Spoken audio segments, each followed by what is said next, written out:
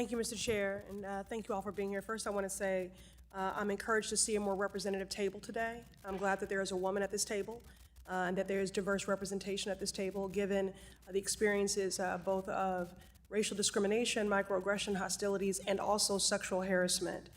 I remain deeply concerned about accountability and recourse following the inaction to address essential workers' rights at the FDIC. I did not parse words when Mr. Gruenberg was before this committee, and I certainly won't today.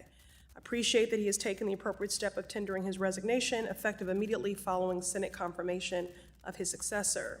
Let me be clear, those on the other side of the aisle do not come to this conversation in good faith. They see an opportunity to gut critical federal regulatory work, and they are going after it. That aside, let me be clear. The FDIC must prioritize recourse for workers and accountability for wrongdoers. Mr. Kim, based on this report, it's just not clear to me who at the FDIC directly contributed to the recommendations section. Sorry, who directly contributed to the recommendation section? Yes. The report was entirely the work of the Cleary-Gottlieb team, and we both reached our factual findings and the analyses and developed the recommendations. Okay, let me just unpack that. I'll be a little bit more precise. What role did employees, current or former, who were actually impacted by these adverse experiences at the FDIC play in contributing to the recommendations? Thank you for that clarification. Of course, the entirety of our report are based on facts that we learned from speaking with people at the FDIC, current and former, as well as the documents. We came in with no personal knowledge of what was going on at the FDIC, which is why we started in our remarks today to emphasize the emotion that we heard from people who were reporting.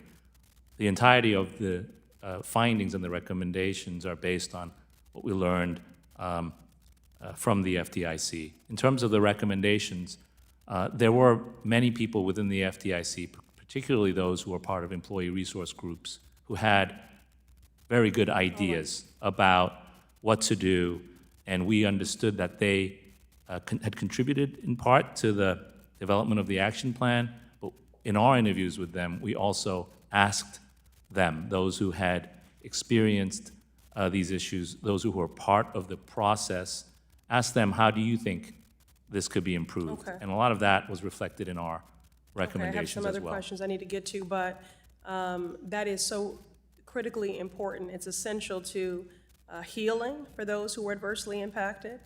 And I'm just a firm believer that those closest to the pain should be closest to the power, driving and informing the policy making. And that is certainly true for survivors' justice. So I hope that they will continue to be actively engaged and their input solicited. So important that you're partnering with them because they're experts in addressing sexual harassment and protecting workers' rights. Mr. Kim, in the report it states that FDIC did not concur with 2 of OIG's recommendations on proportionate and consistent disciplinary action for substantiated harassment. What were 2 recommendations and why did the FDIC oppose them?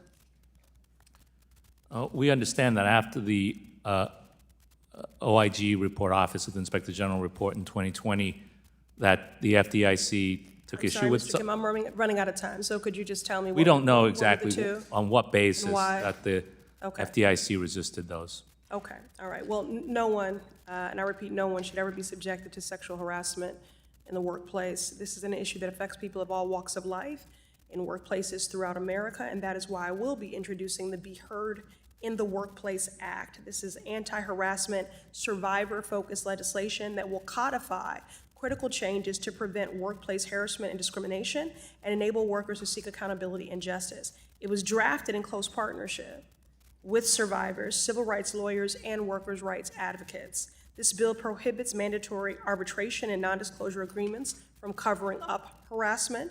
It expands the jurisdiction of the Equal Employment Opportunity Commission, and it outlines a clear legal pathway for survivors to seek legal redress through the court system.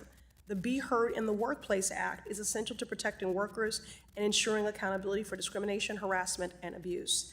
I want every worker to know that we don't just care about your labor, we give a damn about your lives. and every worker should be able to do their job with safety, dignity, and respect. Thank you.